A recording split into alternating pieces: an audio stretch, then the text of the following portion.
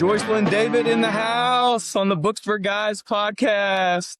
Wow, what a welcome. Thank you for having me. Yeah, I had to bring the energy because you're such an energetic person. And we were already having energetic conversation before we started this. And I was like, I need to make a grand intro to get the energy going to start the conversation. I love it. And that's before I even have a cocktail in my hand on this beautiful Friday. Yeah. We're almost there. We're almost there. Well, as soon as we get done with this, the cocktails will start. You got it. You got it. Well, thank you But for having me, Chris. It's wonderful to yeah, be here. And thank you for the opportunity to yeah. share my book with you. Yes. Well, I'm very excited because you are an incredible person, and we got to connect for a few minutes a few weeks ago, and we talked briefly about your book and wanted to spend more time on it here. But no, you're incredible. I don't know how you have time to do anything with how much that you're accomplishing right now. Um, for people that don't know you, you're an author, you're a speaker, you run a company. Um, I saw here, and I want to get this right. You're one of the most influential Filipinas in the world. So you have a lot of responsibility and cool things going on in your life. I do. Wow. When you say it all like that, it's kind of like, shit. Yeah, I did do all of that. But you know what? My number one thing is I will say I'm also a mom to a boy. I'm a mom to a son. And early in his journey and my journey as a parent, reading and books was really central to our relationship. And I would like to say that before I became an author, I was a reader. And before I became a business person, I read other people's books to learn. And I really loved when we connected, you sharing about how much we can learn through books and how important it is for everyone, young and old, to continue that curiosity to learn. So I'm just so grateful to be able to say, like when you said author, I'm like, that's right. I'm an author Yeah. now. But it's one of those things that it's still a little surreal to me, Chris. Yeah. To be Yeah. honest. Well, when we post this too, you have a picture of you holding your book in Times Square in front of the billboard with your book on it, which did you ever think that was going to happen? Like growing up or even in, your professional career, did you ever foresee that you would be writing a book and that it would be shown on Times Square in New York City? No, no. In fact, isn't it amazing how dreams come true? So I was such a bookworm growing up. I had my nose in Nancy Drew books and Hardy Boys books because, of course, I like both. And I remember being kind of like embarrassed to be always carrying a book around. You know how people walk around with their phones today, like reading on their phone? That was me, whatever, 40 years ago, walking around with a book. Never would have in a million years could have I told that young girl that you're going to be holding your book up next to a giant billboard in Times Square. But what a journey it's been actually to Yeah. get there. And from I'm a Filipino Canadian born in the prairies to Times Square, New York. Man, that's a long journey, and I'm so proud to be able to share it with you and your listeners especially because it's just proof that if you believe it, you can actually do it, but you need to learn as much as you can along the way. Back to why I love books. Yeah. Yeah.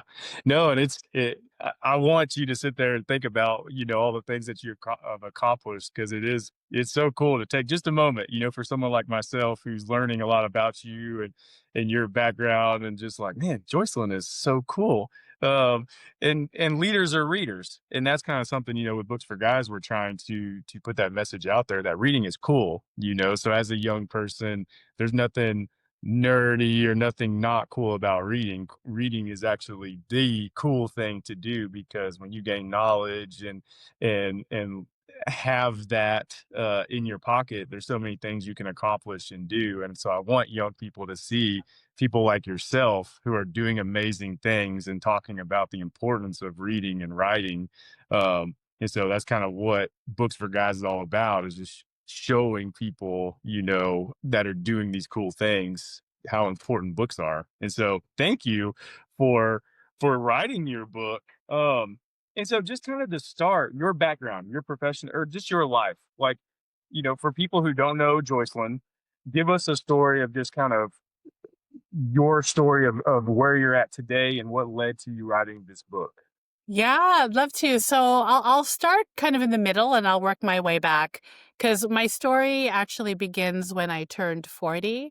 Actually, I turned 40, had a midlife crisis, got a tattoo, quit my job, and then I bought a company.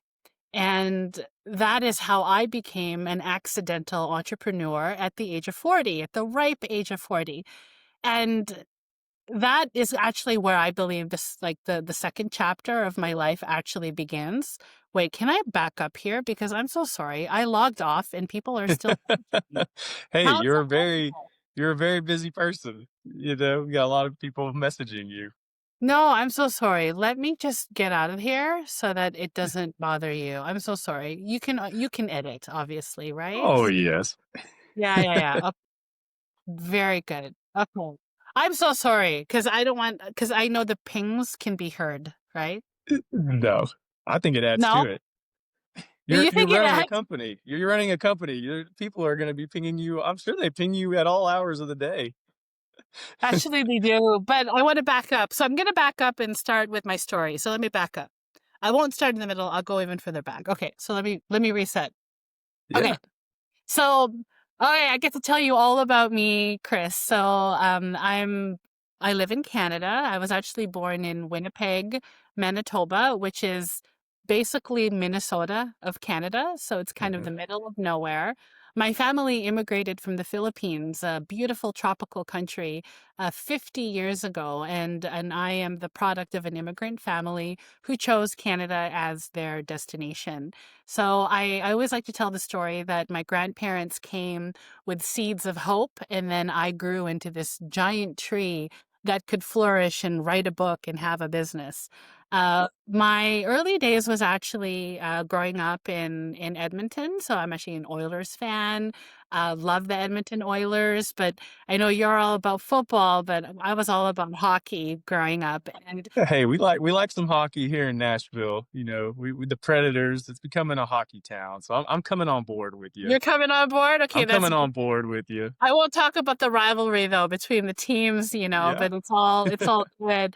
But it's funny because growing up as an immigrant family, embracing local culture like hockey was seen as something exciting and new. And so even though my family knew nothing about hockey, moving to Canada, they embraced and started to learn all about the new culture. So from a very young age, I grew up immersed in a multicultural diverse Mhm. society. I had the benefit of growing up in a multicultural country like Canada. But fast forward, I finished grad school. I did my master's degree in communications and culture. My parents were like, "Well, you're Filipino. You should become a nurse or a doctor. What are you going to do with this fluffy?" Humanities degree. And I said, don't worry, I'm going to find something to do. And that's how I landed in marketing. I began my career in marketing as a web designer. I was a really good writer. I taught myself to code. And in 1999, I created my own little portfolio of HTML websites. That was the thing back then. And that was my beginning of a career in marketing, which later grew into much more. So fast forward almost 3 decades. That's how old. Oh my gosh, I am. My career is now coming up to the third decade very shortly. I've done a lot, and one of the things that I am proud to say is that even after I had a career in corporate marketing, at the age of 40, I made a huge pivot, which I guess you could call a midlife crisis. But the byline would go, I turned 40, I got a tattoo, I quit my job, and I bought a company and became an accidental entrepreneur at the age Yeah. of. So now that's what I do. I run two companies, actually, not just one, now two. And the companies are in marketing and technology. And my mission, Chris, is to create a more inclusive future through marketing, helping brands connect to multicultural audiences and customers all over the world. Because why? Brands have a lot to learn as well.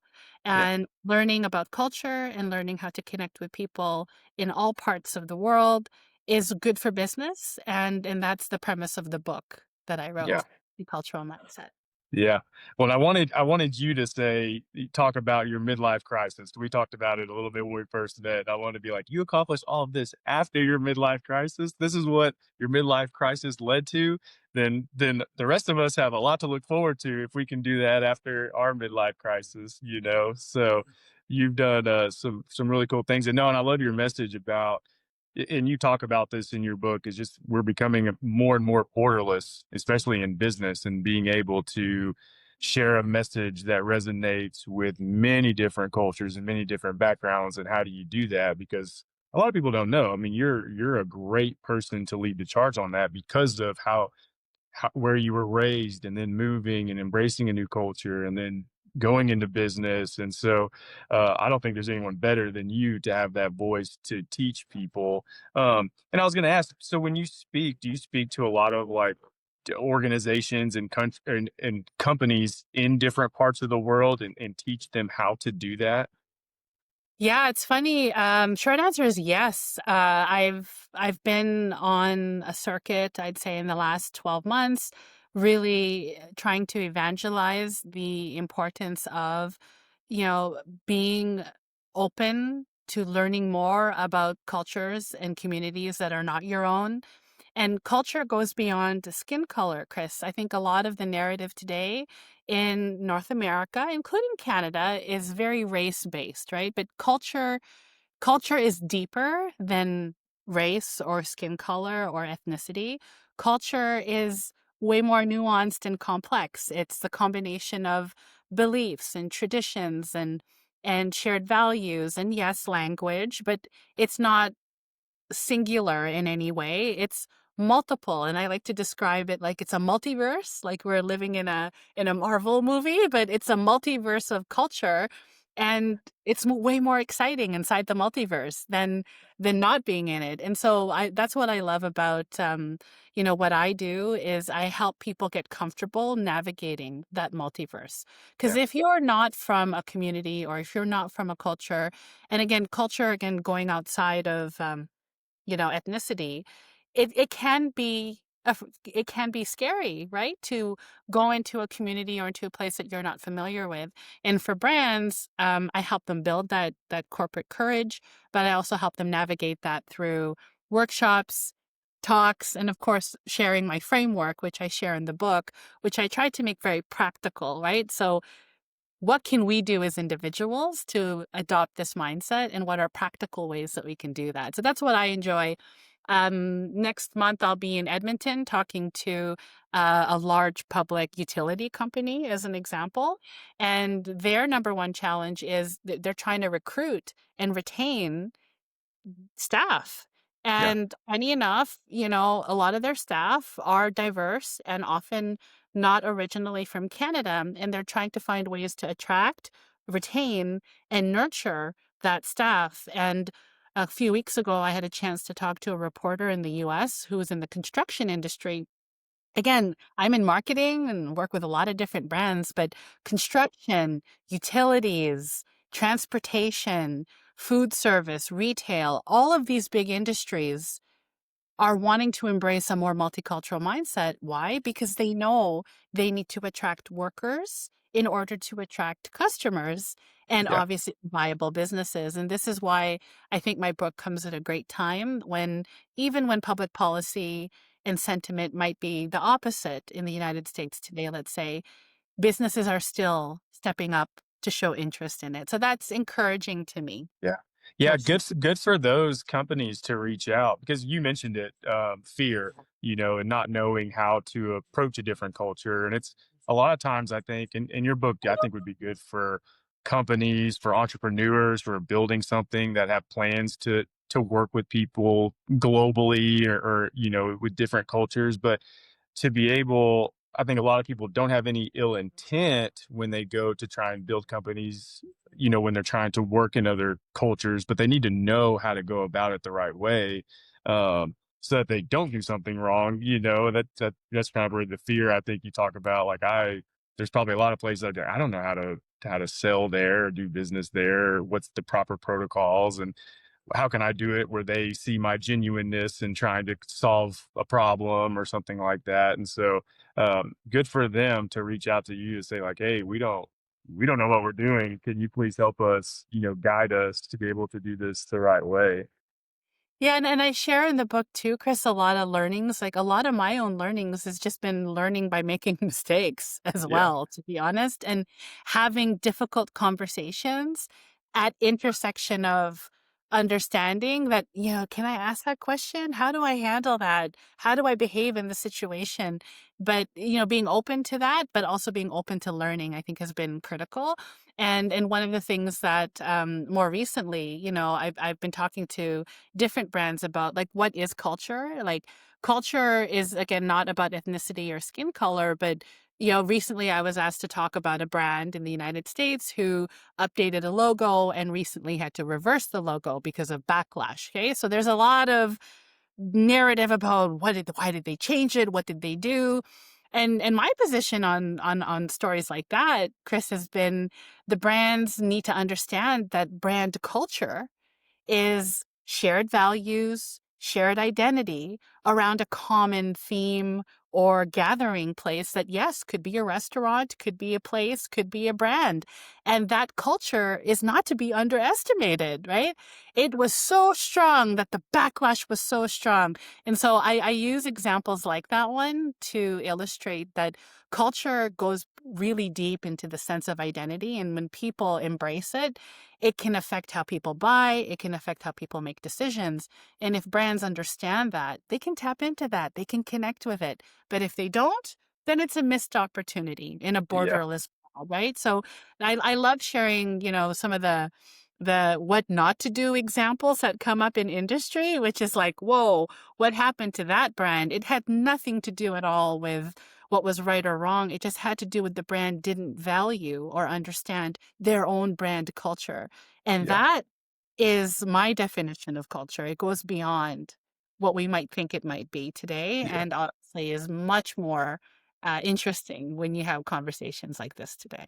Yeah. Yeah. And obviously we won't name companies, but I think over the last 5 to 7 years, we've seen a lot of different brands either do something that a lot of people thought was amazing, and then we've seen a lot of brands do stuff, and yeah, we've seen the backlash on it, and everyone gets in an uproar. And whether it affects you or not, I mean, with social media and people being able to express their feelings a little easier now than they used to, it just gets broadcasted so much louder. You got it, but you gotta ask yourself, why is it so loud and why are people so passionate about it? Is because no matter what side of the culture war, I don't wanna call it a war, but like the culture fence you're on, it's not about one or another being wrong. It's about people identify with either, with both, and that is powerful, right? And what would it take for one side to understand the other? And I love the discussions that come out of it. And I've been talking with different brands who are going through similar transformations. Where I'm working with a Canadian brand right now. They're 100-year-old brand, Chris, 100-year-old brand, and they're watching things happen like, oh, we better not do that. Joycelyn, can you tell us what to do or not to do? My advice is all the same. In this multicultural multiverse where culture is moving at the speed of likes and clicks, brands can't keep up with that pace. And so for a 100-year-old brand or any brand that wants to evolve, like others have tried or reversed, you have to listen to your community. You have to listen to what the customers are saying, and you have to value what they say as an input to your process. Evolution, not revolution, in when it comes to change, and obviously listening more than Yeah. talking is is the key to good communication. At least that's what I tell my clients who are going through that process as well. Well, and now you have me thinking like really deep into culture now because I've probably never thought of it as deep as you do. But we're talking about because in companies we talk about building culture, and some people they're like, yeah, what's the best thing about your company? The culture, like it's awesome. They treat people the right way. We do things a certain way. And, I talk about my company, it's only been around 15 years, but I always brag about the culture. But then you talk about a company that's been around 100 years, and you're talking about a very deep culture. But then you look at countries, and countries that have been around hundreds and thousands of years. And then we're talking about marketing into those places. And now I'm like, oh man, yeah, you got to really look at that.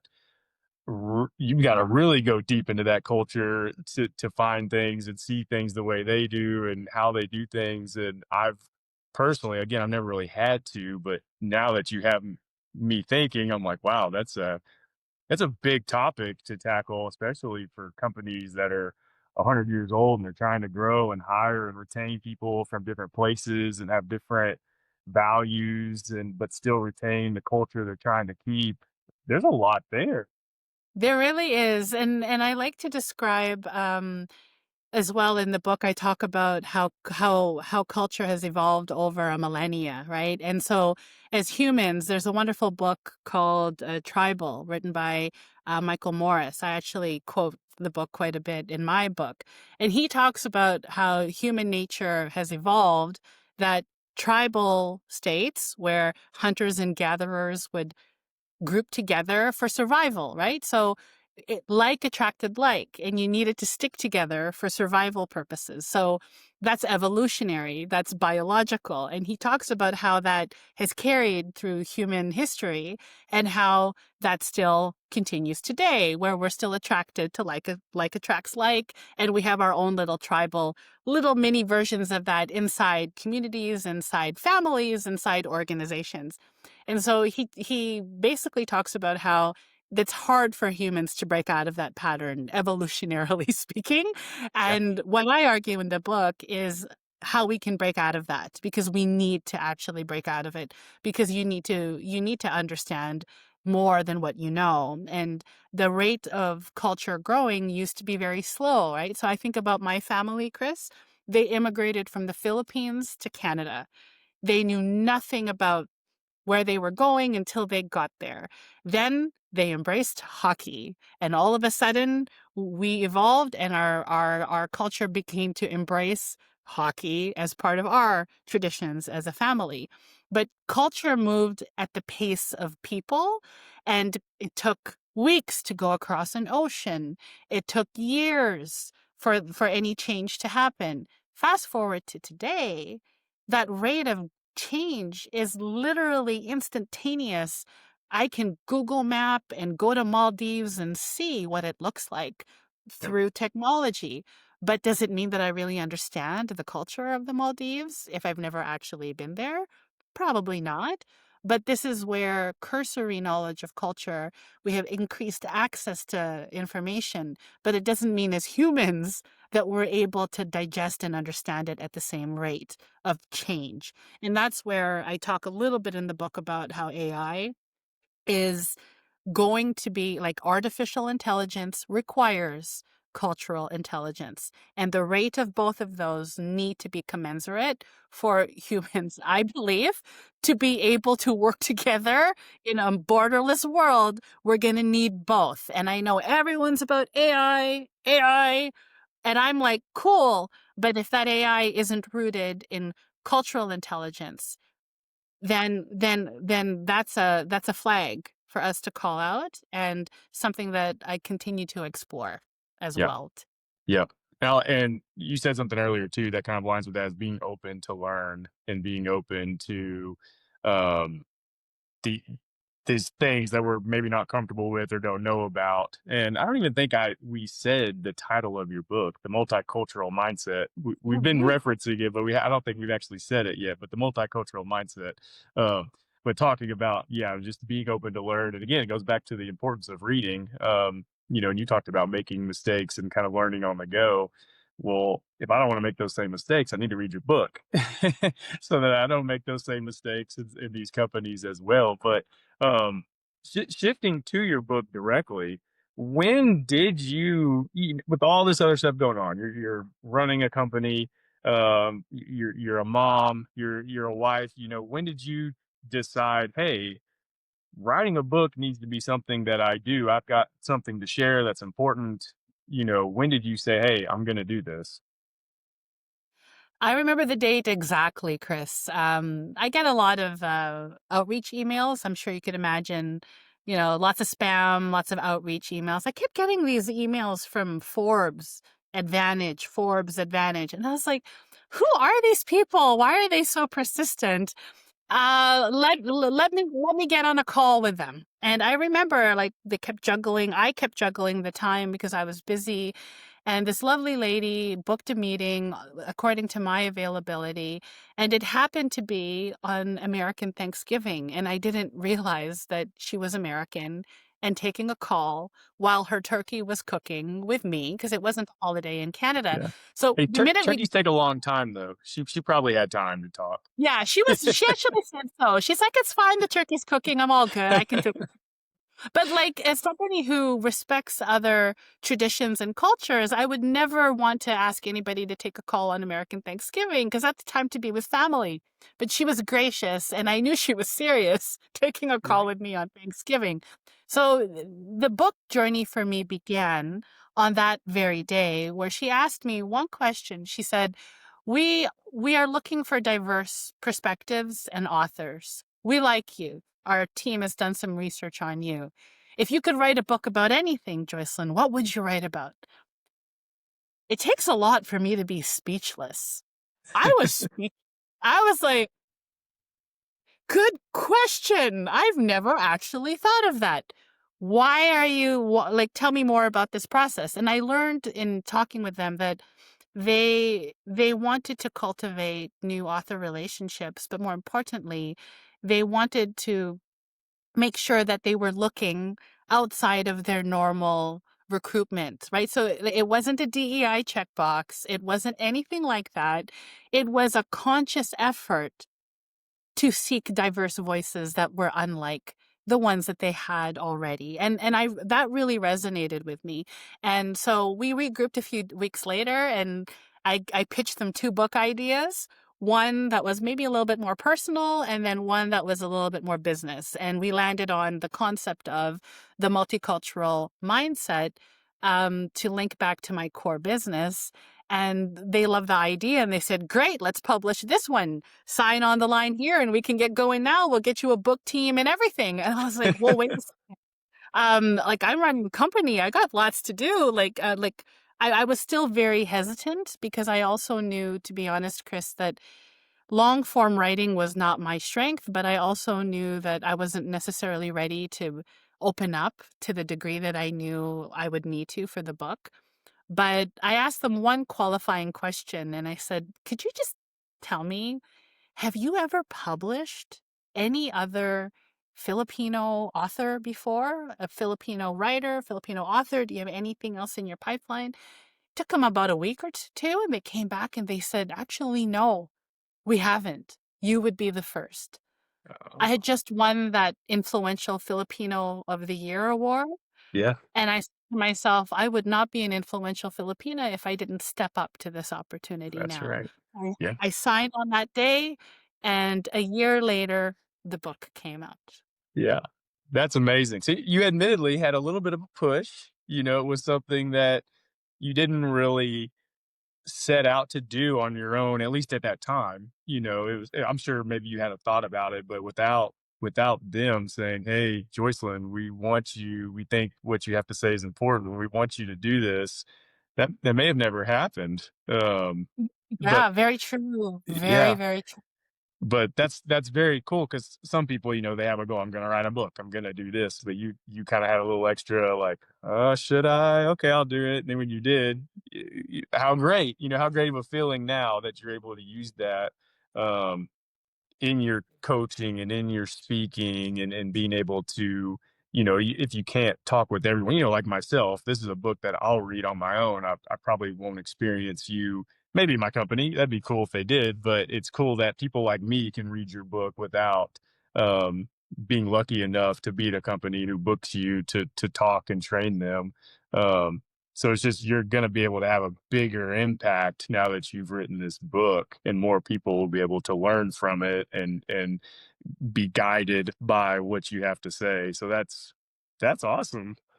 No, thank you. And it was a journey in itself, but I'll tell you, it was therapeutic, it was almost cathartic, the process of writing and refining and editing and just Yeah. pouring out, and of course I had an amazing team. And if I can just say, the process of publishing with, the Forbes and Advantage, they have two, kind of brands that they operate under, was amazing. And I had no clue about the process, but I have a whole new respect for how the industry is run, how they develop thought leaders and authority as a brand, and to be part of that family was kind of daunting. But I remember, you can see the picture of the billboard behind me.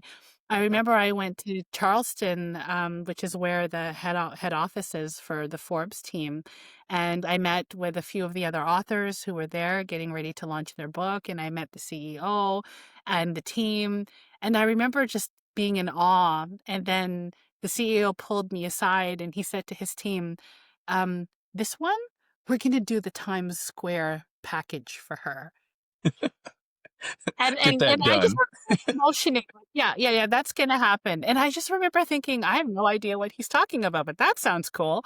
And then Yeah. later realizing the value of what was given to me, literally, was so humbling, but at the same time life changing.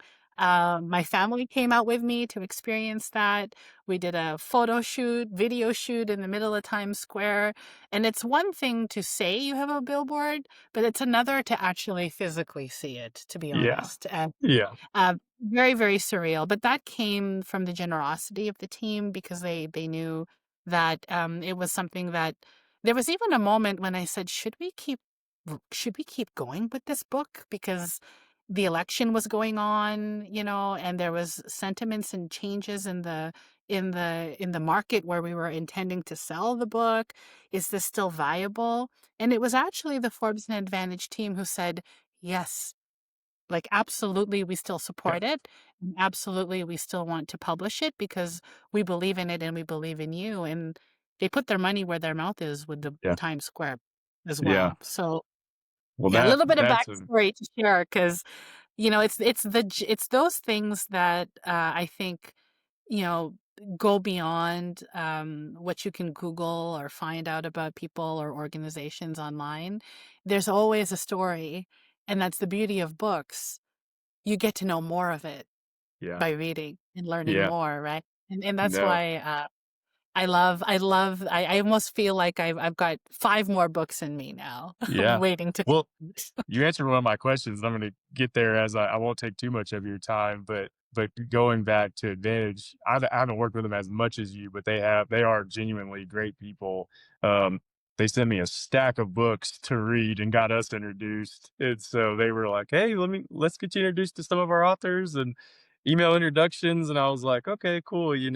Kind of heard that before. And the next thing I know, they were just making email introduction after email introduction. And then a stack of books showed up on my door. And I was just like, wow, you guys are like so awesome.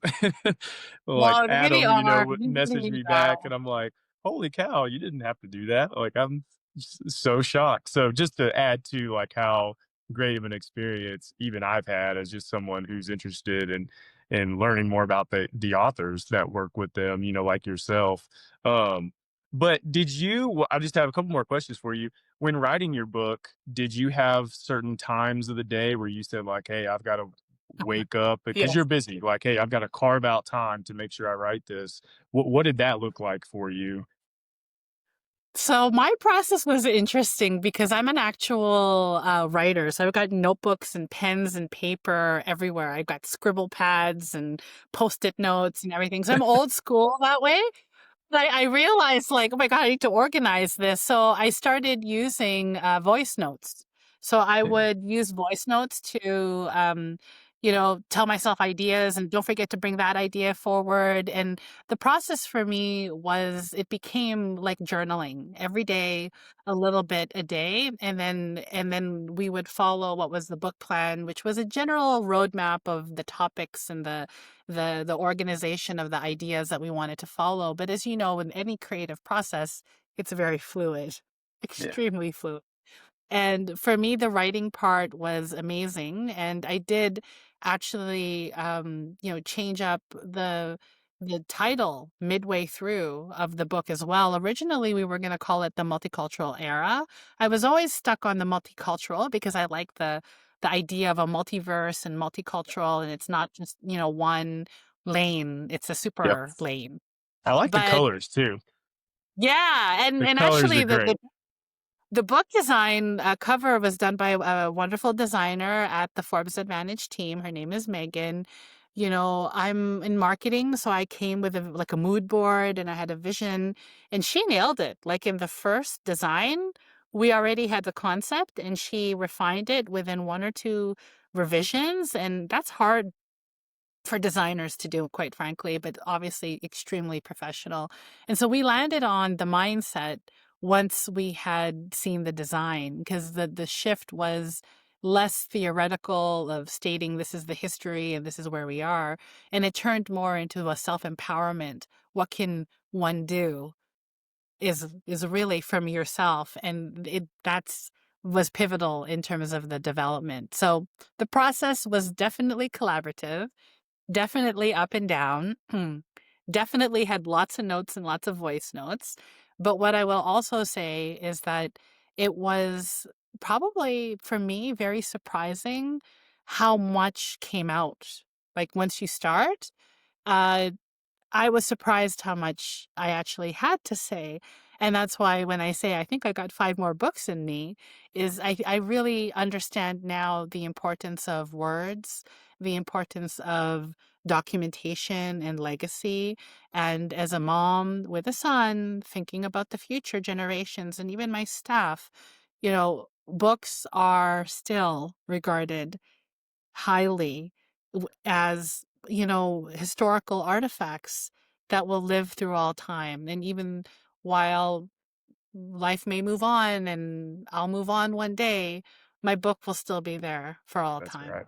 Yep, that's right. Yeah. That's a very cool feeling, I'm sure, knowing that your name will still be mentioned and seen for decades and centuries even that you've written this book. So you've stamped your mark, in this Yes. world, which is really awesome to think about.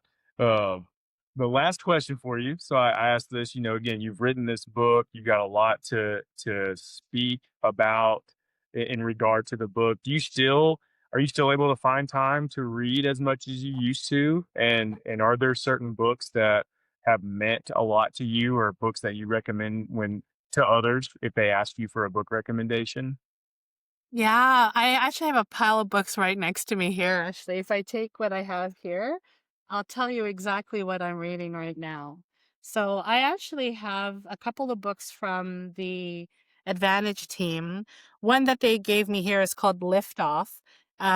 Something to know about companies interested in looking at M&A and mergers and acquisitions and growth. And for me as a business, I'm running two companies. This is like I acquired a company for the first time when I turned 40, my midlife crisis. So learning about other people's journeys, that's one of the things that's at the top of my list. And somebody gifted me this book, which I thought, this is an interesting book. I know nothing about secular Muslim politics and policy. But I'm telling you, it's actually very fascinating to learn more about it. I'm not a practicing Muslim, but I have suppliers and I have employees and I have media partners who are. And so those are two of the books. I actually have 10 more that I'm trying to get through right now. They're all Yeah. over there.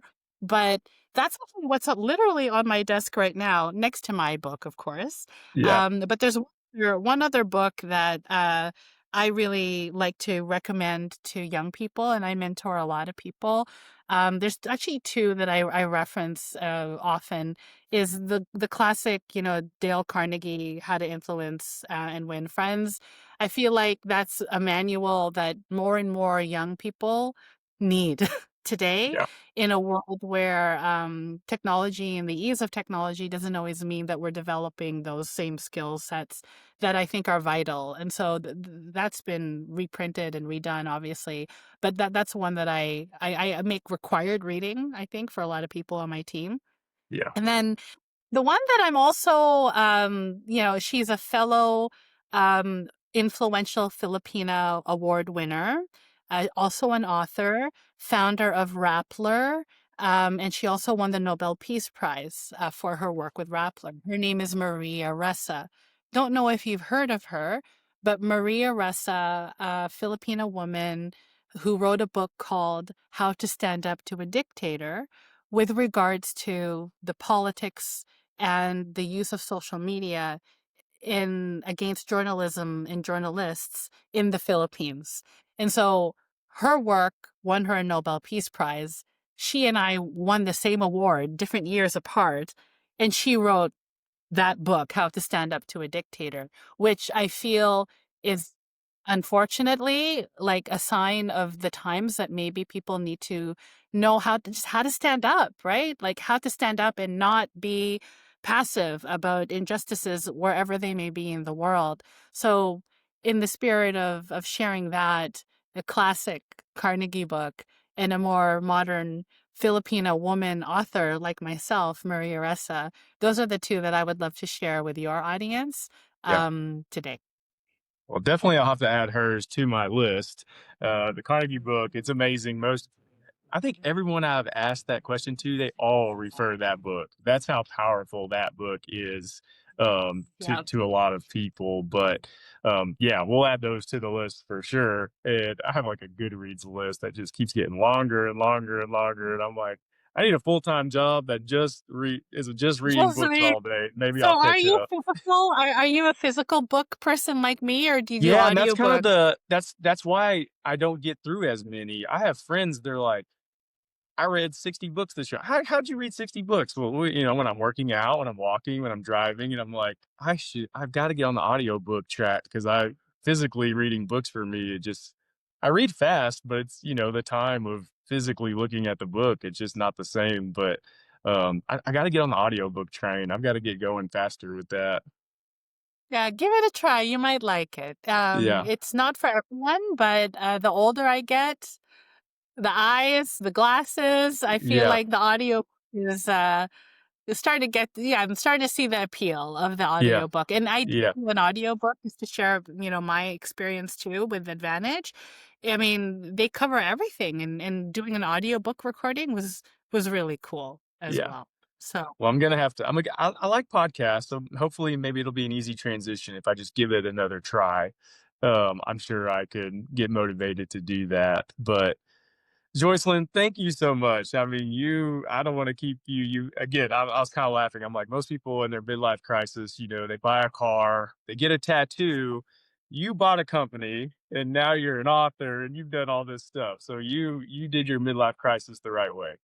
thank And you. I'll that's keep some telling really, myself that. I'll yeah. keep telling myself that too. Yeah, and you've got many more things to accomplish, like you said. I hope you do write 4 and 5 more books, and every time you do, we'll have another conversation around it and talk about it, and can't wait to see what all you continue to do with your platform as it continues to grow, and so, again, thank you for taking the time to do the Books4Guys podcast with me, as I know a lot of people are really gonna enjoy listening to this, and we're going to have your book. We'll add it. It'll be on the website. Everyone can go there and find your book. We'll get your website up. And then, like I said, we'll definitely post a picture of you at Times Square because I think that is the coolest picture. And so, but no, Joycelyn, thank you so much. And just keep doing what you're doing. Thank you, Chris.